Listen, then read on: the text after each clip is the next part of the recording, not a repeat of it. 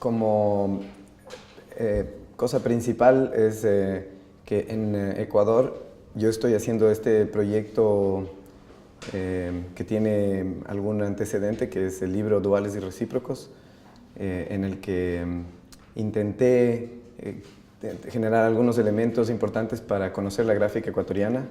El problema principal era que los estudiantes de mi generación, y todavía sucede, de diseño gráfico de Ecuador, la referencia que tienen es una referencia internacional.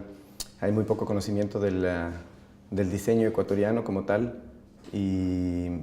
comencé esta investigación para saber un poco del pasado gráfico del Ecuador, que pienso que al entender un poco los orígenes de la gráfica ecuatoriana, el diseñador de Ecuador va a estar más capacitado para representar los pensamientos o qué es lo que pasa en Ecuador a través de una gráfica más propia, más original, auténtica y con personalidad. Un poco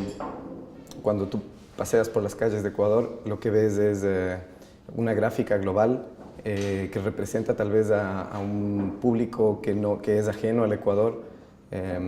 Siempre vemos letreros con gente de afuera, con gente de otro color, con otro color de cabello y de ojos, con lenguajes inclusive ajenos. Y los símbolos que se están utilizando en Ecuador, el uso de comunicación, tipografía y formas, no son los apropiados. Y creo que si el Ecuador logra conocer bien su pasado, va a tener una mejor posibilidad de expresar la realidad del Ecuador en el presente y hacia el futuro. ¿Y te parecía interesante hacerlo con estudiantes y de otra cultura que no conocen nada de Ecuador? Sí, un poco hay algunos métodos para crear imágenes. En el caso de este workshop, como tenemos algunos participantes que trabajan con especialidad en el cartel, mi especialidad, no hago cartel, pero no es mi especialidad. Yo trabajo más en branding, en marcas. Entonces estoy más dedicado a la creación de símbolos y he tratado de encontrar un método que pueda generar símbolos no sin inspiración o sin creatividad, pero utilizando un método más lógico, que puede ser el desglose de elementos y contenidos sobre un concepto. Hay muchos diseñadores que no están de acuerdo con este método. A mí me parece uno útil, y al hacerlo con estudiantes internacionales me puedo dar cuenta de que es un método correcto o útil, porque si bien los estudiantes no conocen el Ecuador o no están al tanto de la problemática o de la situación del Ecuador, el poder presentar conceptos claves, la menor cantidad posible de elementos, y poder desglosar estos elementos, en este caso la fertilidad, por ejemplo, que es un elemento clave de la identidad ecuatoriana, o la diversidad, o su posición geográfica en el equinoccio, hacen que el estudiante pueda desarrollar el concepto del contenido más allá de la realidad del Ecuador en sí. Tal vez pueda ser mejor si el estudiante estuviera en Ecuador y viera o viviera estas experiencias que solo se pueden vivir allá, como en cada país. Pero desglosar, por ejemplo, el contenido de la diversidad a través de rasgos gráficos que puedan hablar,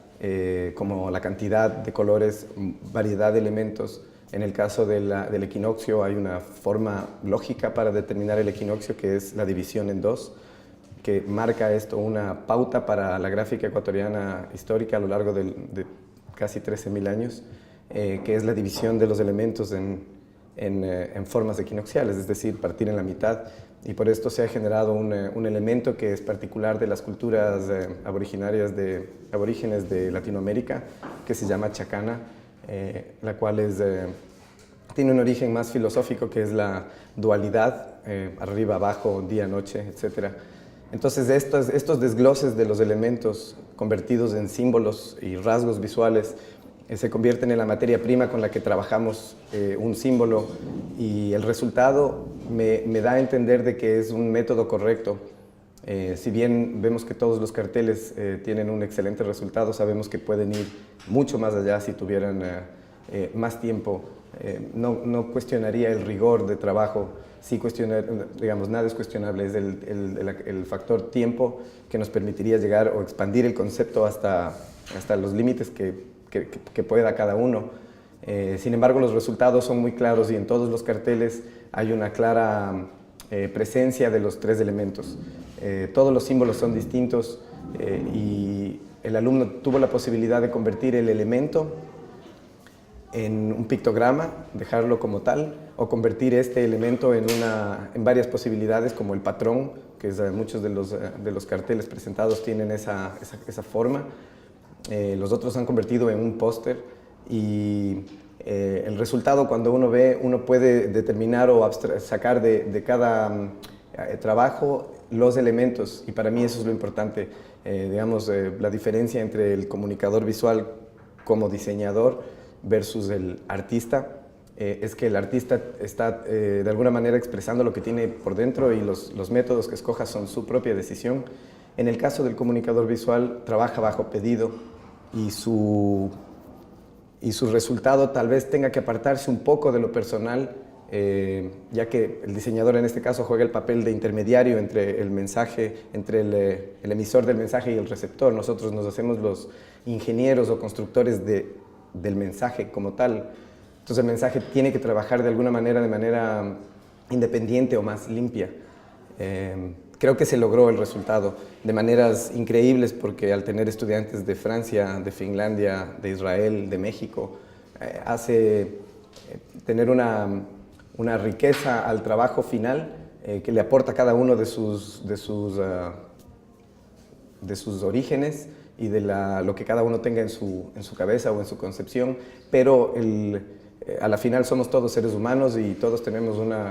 una misma composición y relación entre el ojo y el cerebro, y un poco trabajar sobre estas bases más técnicas del diseño gráfico ayuda a que el diseñador entienda que en cualquier lugar del mundo puede trabajar y que de alguna manera la inspiración sí es útil, y tal vez el elemento de la creatividad es posiblemente el que define la estética del trabajo,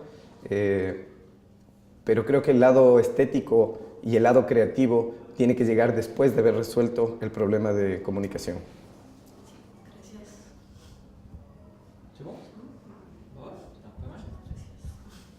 Gracias. Excelente.